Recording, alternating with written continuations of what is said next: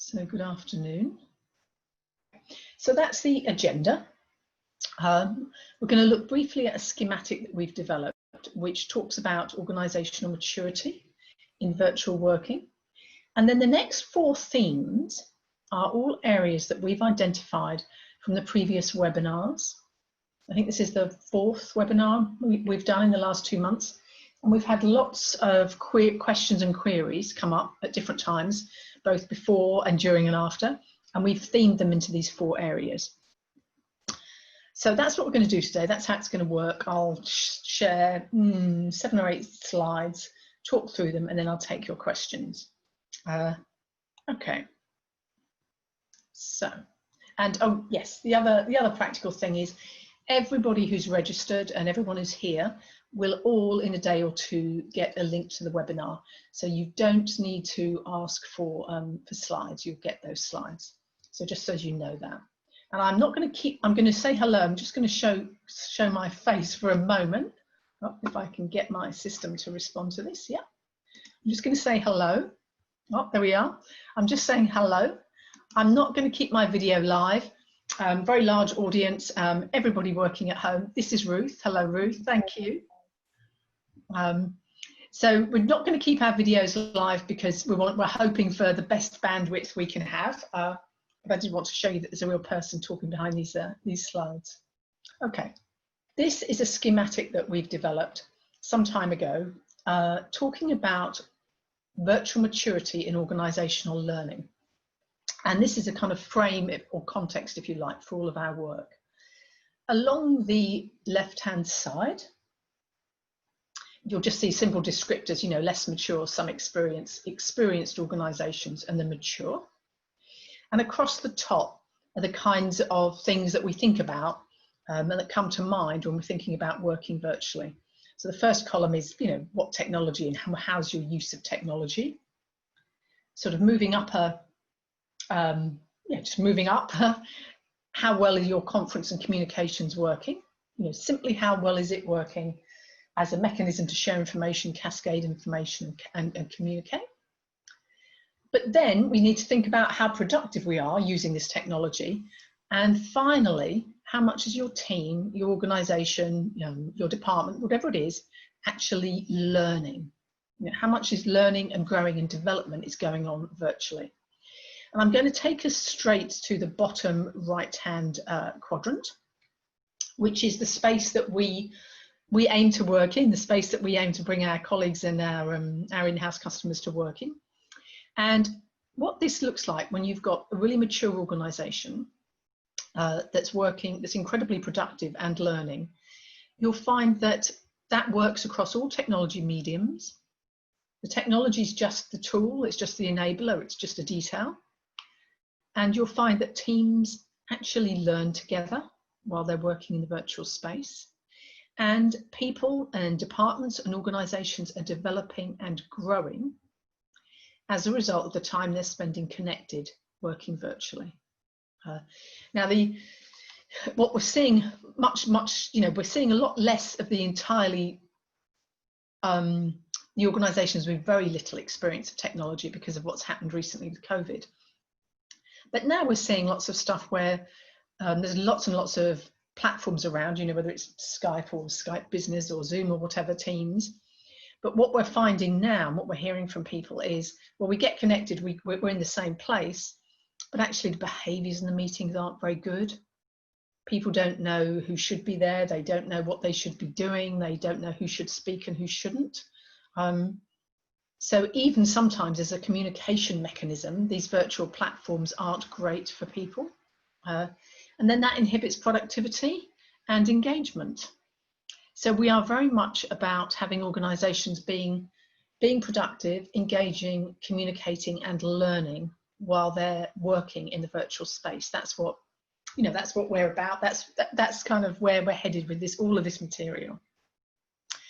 So going back to the kinds of themes that people have been talking to us about and have come up in other webinars, starting a virtual session seems to be a really big, big issue for people, just getting started. So when I sat down and thought a lot about what we know about getting started. And in fact, getting started starts before you press go, you know, or broadcast or start the meeting or whatever. It starts before then. And it starts with us or with you as the trainer or facilitator or team manager or team leader or whatever you are, the director. And it's important to not start with a deficit mindset. It's incredibly easy to focus on, I won't be able to see people, I won't see body language and so on. And we really need to shift that now. Now's the time to shift it and to really think about what we do have in the space. You know, we have a huge amount of data from the voice. We have people's faces really close up. So you see a lot more about expressions because that's the case. So we need to think about this in a very different way. One of the most significant things, and again, this is before you actually start the session, it's about priming people. So engaging with people as much as you can on a one-to-one basis. And depending on the event we're doing, I'm actually doing a senior management team building event. And I've had one-to-ones with everybody on Zoom before we have the team session. I've talked a lot in the other webinars about ground rules and protocols, so I won't expand on this here. But it's really important people know what space they're coming to and how it works and what matters and how we work together. You know, in learning events, we'd ask people to turn off their email notifications and those kinds of things. So just to be really clear. Timekeeping is a really useful tool working virtually. And something you have in virtual sessions that you don't have face-to-face always is names, which really identify who's spoken. You know, different platforms, your name pops up as in yellow or in something vivid or whatever. And if you're working with groups that you don't know, and if you're facilitating, that may be the case, you know, rather than your own team meeting, that can also be really helpful. You know, you haven't got to, on top of everything else, struggle to remember 10 or 20 names.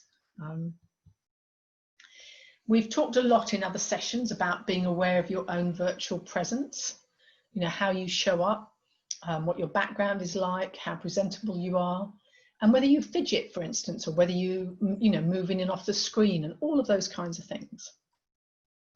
I mentioned the data. I mentioned the amount of data we've got in the voice earlier.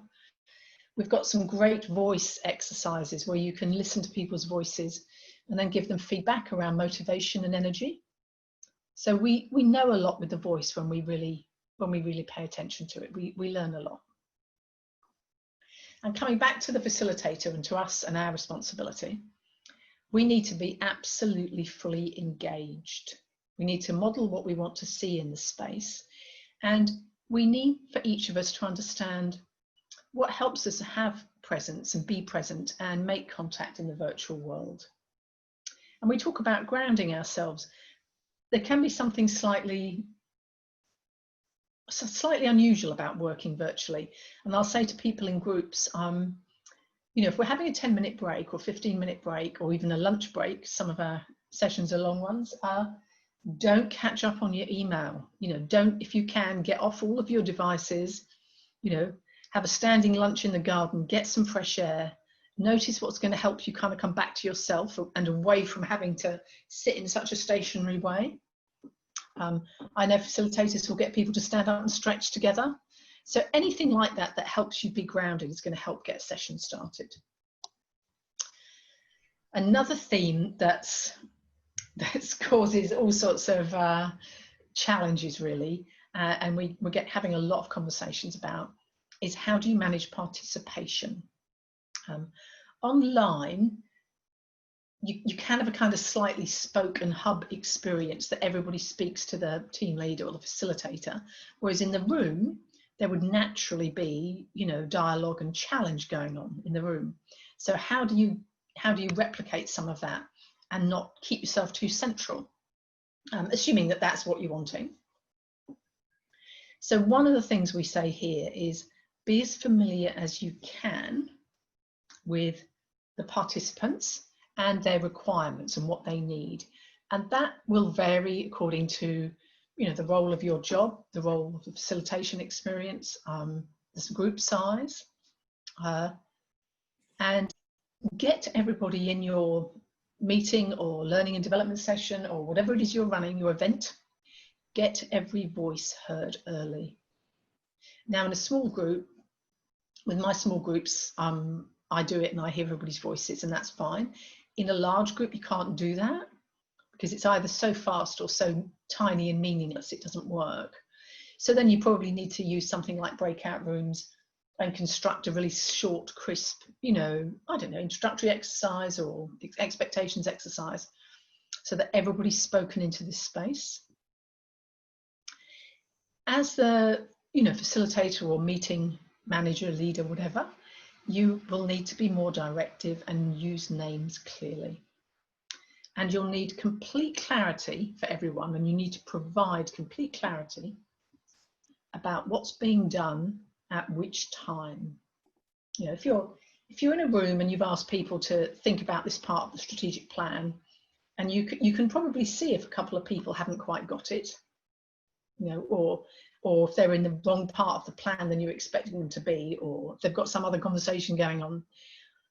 People's uncertainty can be less easy to capture online. So you need to really provide clarity about what's being done and at what time.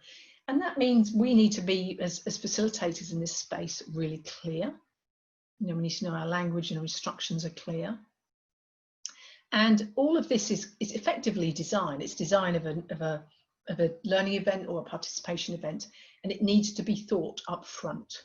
You need to really think it through up front. You may need to repeat instructions, and that's okay. And something you're bound to be doing in your meetings you're running at the moment, or your learning events at the moment, you may well have events, you may well have breaks for reflection. Oh, that's somebody at my door. I'm just going to let him carry. Yeah. So that's an example of a distraction, somebody at the front door.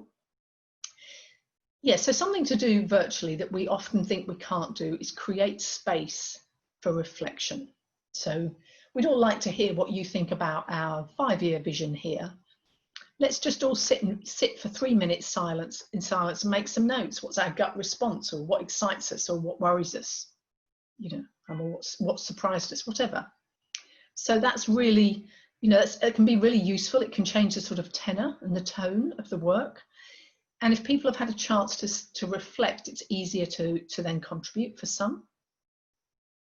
And one of the key things I'd say around managing participation is remember what your facilitation skills are in the room. What would you normally call on? What would you normally do? What normally comes to you?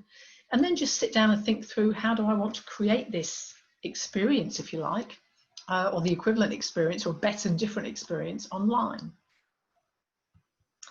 So another theme that we hear so much about are all sorts of challenges around the tech. And I should have said in housekeeping, we aren't going to go into the pros and cons of different particular technical tools. That's not really what we're about. This is about how you get the most engagement and commitment and best individual, team and organisational learning from anything you do in the virtual space. So that's what we are. That's what we are, that's what we do. So that's what we focus on. So one of the things we're finding now with tech, overall people's tech experience has gone up drastically in the last 2 months. But at the same time, we're seeing a wide and creative range of poor online organisational behaviours. An organisation I was working with recently was saying to me, describing how they've been really careful to have proper check-ins at every meeting. You know, how are people managing in lockdown, people in some very difficult circumstances, or children at home or whatever. And they were doing something really kind of caring and thoughtful to check in with people, but not really differentiating what was check-in and what was then, you know, meeting agenda. So they ended up having long and rambly meetings which weren't purposeful and ended up being frustrating and draining. So those kinds of things are things we've got to think through really carefully. For people to learn in this way or any way, it's really important they feel safe. And that means taking the stress out of the technical challenges and normalising it. You know, oh, I'm sorry to see, Julie, you know, your bandwidth is low. you're breaking up, do you want to add by, do you want to contribute by text? Do you want to send us a chat? Do you want to turn your video off? So just normalizing it. This stuff is very, very ordinary. We have offered a lot of practice runs to groups who've not worked on our platforms. So that's something you could do. And then there's some clear practical things you need to do as a facilitator or team leader or whatever. Have really clear backup systems in case, in case the Wi-Fi goes down. For example, this is the way that you would call into this group with 4G in your phone.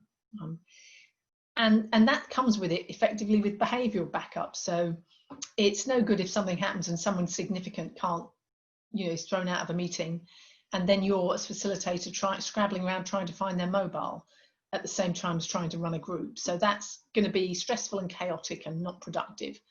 So you need that prep up front in people's mobiles. For anything that's got a larger group, and this is most definitely what I would call a larger group, although it's a webinar rather than a more participative event, you need a tech producer or tech production. And we've got Chris Pink here today for that. It's absolutely essential. So I don't know what's going on in the chat function. I'm not even looking, but if there are people having technical issues, I've got a colleague looking after that. But if I was at the same time making suggestions to people about their bandwidth or whatever, I would be doing worse with delivering any material than I'm doing already. It just just too much to try and do. There's things like acknowledging time differences if you're working globally. At the moment, obviously everyone's working in the UK, but you will find yourselves, and we often find ourselves working in other countries. And this is all about making everything spoken and explicit and normalizing it. So if there's some background sound, it's good to say to people, we think we can hear your traffic noise, or if there's work going on in your house and you've got workmen in, let us know. Headphones help, but just let people know about those things and model it. So those are some things to do around the tech that'll help. And the final thing that people have really talked about are what you do around being creative. How do you get to be creative and not just, what's the word, sort of transactional on these platforms, as the team leader or the facilitator, just telling what do you do differently.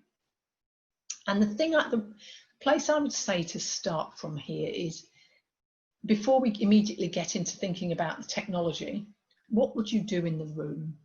If you were looking for this outcome or this objective or this facilitated discussion, what would you do with those 20 people if you were rolling up and meeting them in their organisation?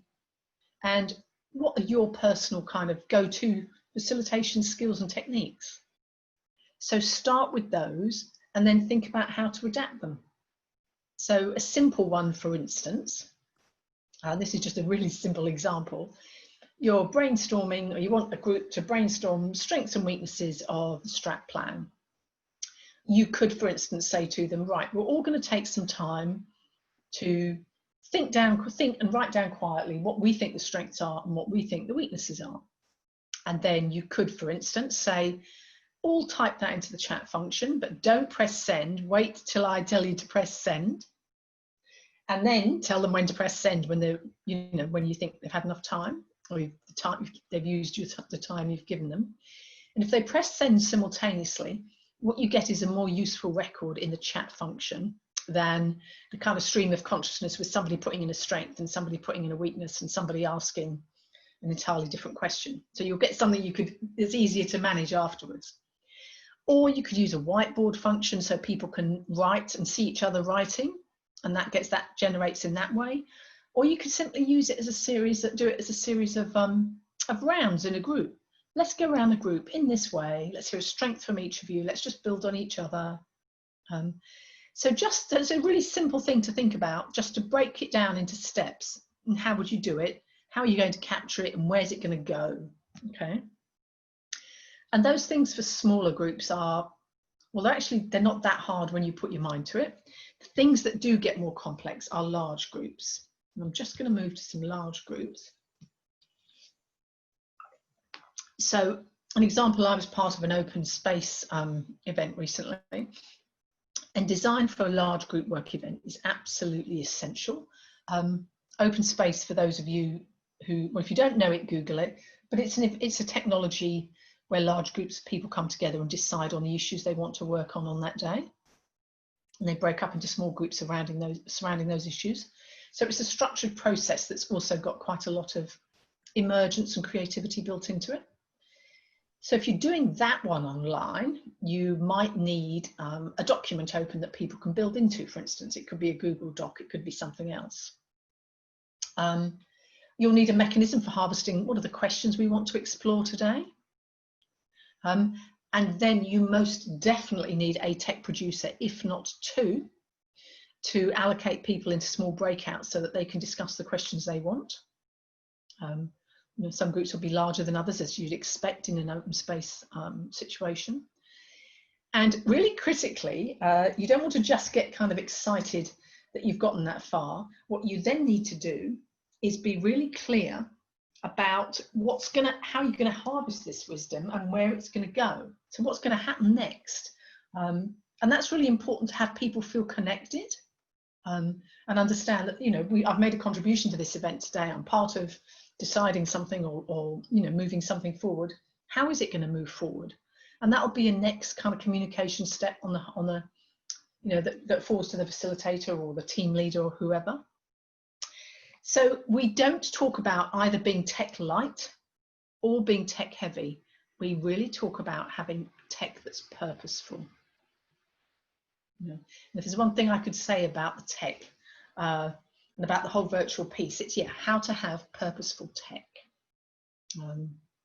So I think, I'll whiz through some benefits here. Meetings can be more efficient.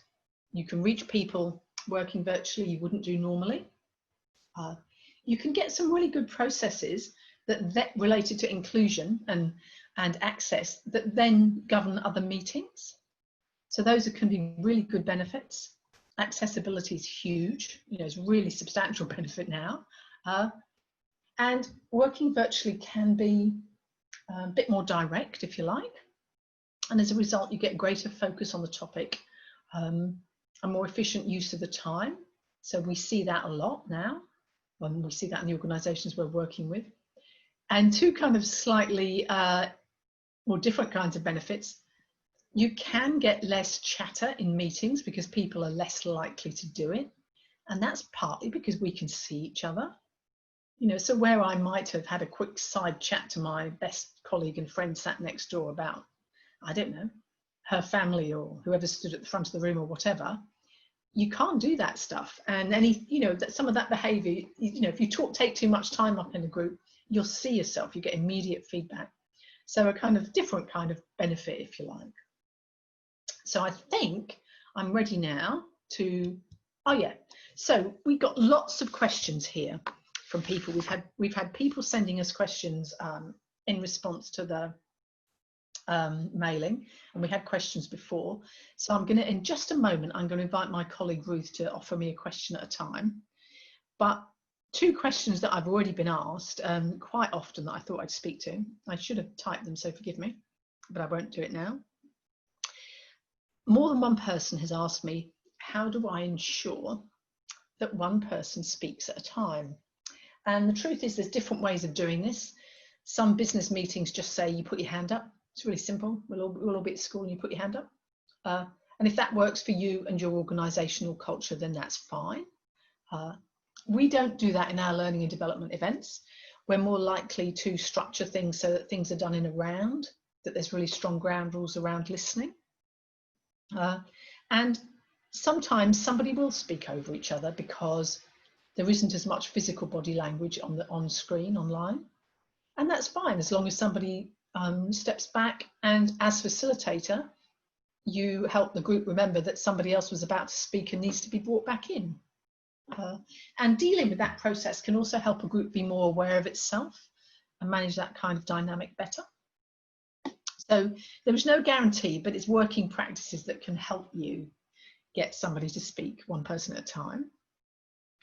And another question I've had Had it in relation to more than one technology. To say we're open to questions if people want to add to them. So do feel free to put questions in the Q&A screen, which you can access from the bottom.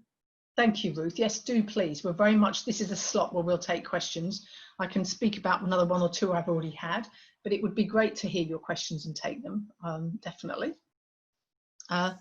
Something else that people have asked quite often is, I've had people running small groups. I don't know if they were action learning sets, but running small groups and saying, you know, 5 of the 6 of us had our videos on and number 6 didn't. And then it felt like a barrier. And how do you handle that? And to be honest, this is quite a sensitive one. Some people will find it quite exposing, personally they might find it quite exposing to be on a video. But with a lot of this, it's about agreeing what you're doing up front and agreeing ground rules. Our general practice in the work we do is that we'll have an equality of access for technology platforms, if that makes sense. So if we're doing audio work, we can all hear each other. If we're doing video work, we'd hope that we can all see each other, and we'd only get people to come off the video if there's a real bandwidth problem. So you can't do anything once you've let a dynamic get ahead of you, then it's quite hard to recover, but you can just address it in talking about how to make the group more effective. What's that like for people? What would work for people? Those are the kinds of things. So those were questions I had in advance. I don't know, Ruth, if you've got a question you want to offer me now. Yes, Joe has asked, you've talked about larger groups. What would you say is a larger group? What for you is a larger group? Well, it's interesting. Face-to-face, I'd say, above 20. I think virtually a group over 15 is larger, to be honest. But it could be, the open space I spoke about, I think that was a group of about 80. That's a really large group. So it does partly depend on what you're doing and the purpose, if that makes sense. But certainly over 20, I'd call a larger group. Fiona has asked about they're going to transfer their face-to-face training, which they usually do for a whole day, to virtual sessions, and what's the maximum time that they would suggest to ensure continued engagement and participation. No, come in on that. Yeah, please. I've got some sessions that we're running, which are action learning facilitator training sessions, and they'd normally be quite a long day. And virtually we've made them 6 hours, a 10 till 4, but within that we'd take an hour for lunch and 2 15-minute breaks. So I think 4 hours is ideal, but if you need, and even then you need a break in between somewhere, maybe a half-hour break in a 4-hour session. But yeah, 5 or 6 are pushed, as long as you give people a good break. Yeah, and it's interesting. I know some learning and development professionals would just say to us and have said to me, you cannot do 6-hour sessions and have people be alive and awake. And we are doing them. We're getting really good feedback for those long sessions. You need to think through about texture if you're running a training event, though. What kinds of exercise, how do you break it up, all of that kind of stuff. And related to that, Caroline is asking, what do you think is the ideal size and duration for virtual action learning sets? Okay. We say 5 to 6 for virtual action learning sets in terms of group size. And was it duration as well, Ruth? Yes. Duration, okay. Well, classically, we do 3 or 3.5 hour sets. We do get people saying, I haven't got that time, could I do it in an hour, and so on. But if it's up to us, we go for 3 or 3.5 hour sets. And if you've got 5 or maximum 6 people, and that is 7 with a facilitator, by the time you've checked in and done a bidding round and so on, it takes time. And we would always have a break in the middle. We'd always have a break, a proper break, like at least 10, if not 15 minutes, proper break, whether it's 3 hours or 3.5. People are asking about standard ground rules. What would be some, I don't think we can answer that fully, Sonia, but maybe you could suggest some of the standard ground rules we might have for okay, well, some simple ground rules are things like listening. And we will talk about active listening. So not just listening being kind of there in body, but actively listening, and we'll unpick what that means. And that sounds really simple and obvious, but it makes a big difference, makes a really, really big difference. In action learning, we have a confidentiality ground rule. Now, that might not be what you'd have in a training event or in another meeting, but that would replicate, if you like, people needing to know where this material is going, what the purpose of it is, how much of it's being shared. And as the facilitator, trainer, team leader, it is your responsibility to make that safe and transparent, really. You know, people need to know where they stand. So those are the kinds of things that come to mind immediately that I think are really important. Yes, I wouldn't have, standard ground rules, because we do so many different kind of facilitated events that you'd have a different, you'd contextualize them, if that makes sense. We do some work with groups where we ask them to say what makes the best group experience, what do you expect of yourself and each other, and have that discussion and collect it. And, you know, are we happy with that this is our ground rules, our way of working for the next 3 days or whatever? So that's a different approach. How do you encourage the extremely tech-resistant people to participate? How do you encourage them? Well, they might want a one-to-one with the tech, and we have been doing that. So it might be you need to say, look, we've got this meeting next week, and I know this is not your forte. You know you wouldn't have sought this, you'd never do it, but we've all got to do it. Why don't you and I, or you and I and one other, have a mini Skype meeting and just try it out? You know, so, and make it a place for them to experiment or play for 20 minutes, you know, and help them get over what it looks like to be on screen. Or, depending on the nature of your meeting, show them that they don't have to see themselves on the screen, if that's okay in terms of what's going on in the meeting. So those are some thoughts. Make it small and safe for someone, would be my, make it small and safe, and then provide a good experience. So there's two that are related to each other, I think. How do you manage when people don't answer your questions, or they have no questions in the Q&A? Not happening here, I'm glad to say. That's from one person. And another, Geraldine, says, do you recommend calling on participants who haven't contributed, or assume that they don't want to speak?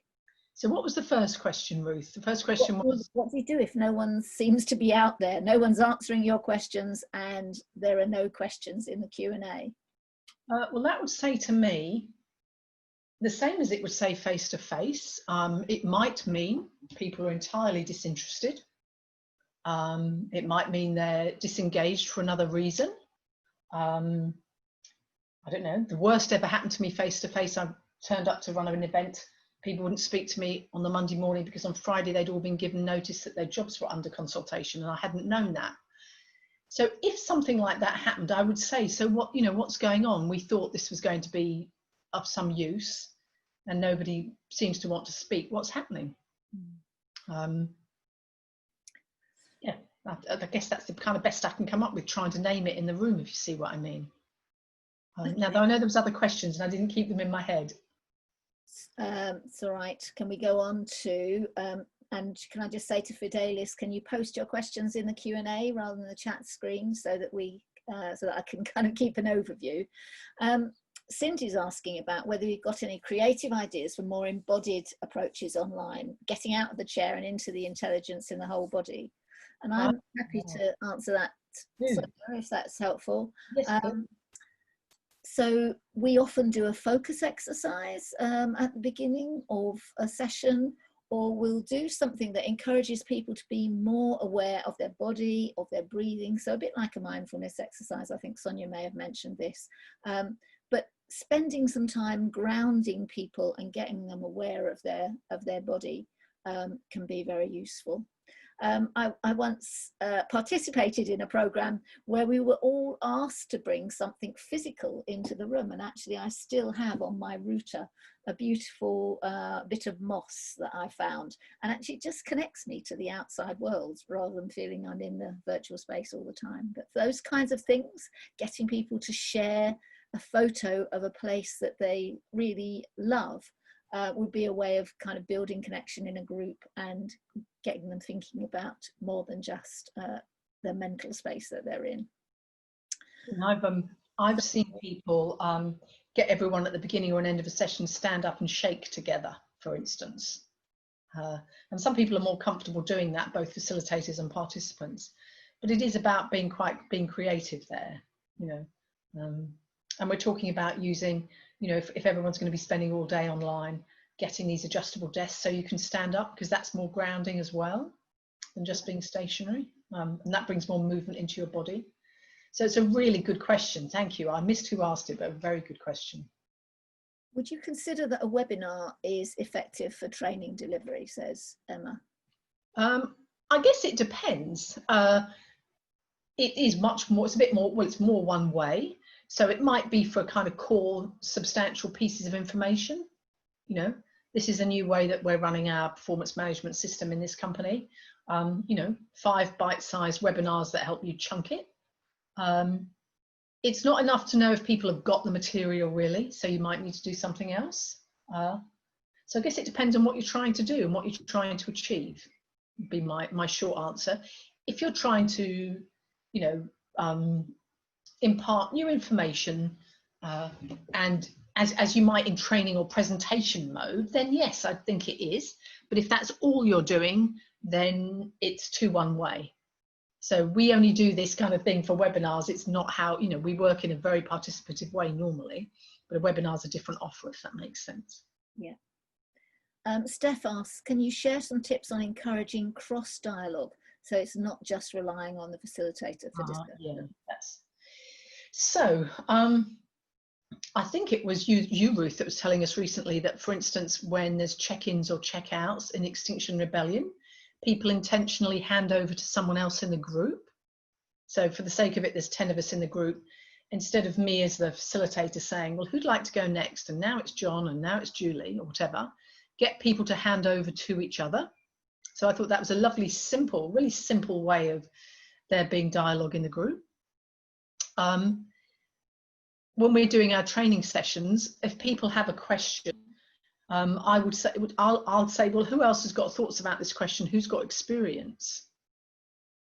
And open it up and take a risk for opening up the space. And if it's clear that it's open and it's open for how long and open for what purpose, I think that that helps. And yeah, so that's the kind of thing. And I think also modeling it. So being able to say to somebody, actually, that's a really great point you've made there. I think others would be interested. You want to tell us more? Anyone got anything else they want to ask of you? So modeling it, instructing it, and creating tricks like the handover, and an open discussion space that allows for that, really. Recognizing the experience in the room. Yeah.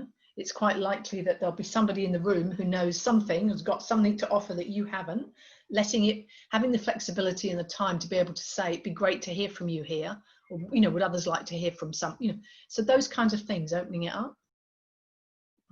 So those are things that come to mind immediately. Thank you. One last question, I think, because we've only got 3 minutes left. What would you say the biggest size would be for facilitated learning? Not for action learning, but for facilitated learning. Oh, heck, okay. That's a good question. This is me as a participant. I went to an event that had 250 people. And when I heard it had 250 people, I nearly withdrew because I thought it was too many for the kind of experience. And so I got in touch with the organisers, and I was told really clearly, while there were 2 people up front, there would be kind of co-facilitators in the room, and lots of things would be done repeatedly in structured small groups, very small groups. So I decided to pursue it and attended, and it was brilliant. And that's probably the largest facilitated learning thing I've been at, 250 people. I haven't done anything that large, but it's the largest I've been at, and that was face-to-face. So thank you all, that really great questions, thank you. So 2 things we've got. Sorry. We've got others as well, I'm afraid, that we haven't answered. So I'm sorry about that. We'll have a look at them, and it may be it's subject for another webinar. We'll see when they're themed. We're going to have a closing poll, which is going to appear in just a moment. And I wanted to let you know that we've got some offers coming up, some work coming up that might be useful for people. We have a half-day course in facilitating virtually that we're doing online, and we've got some condensed courses on action learning facilitation.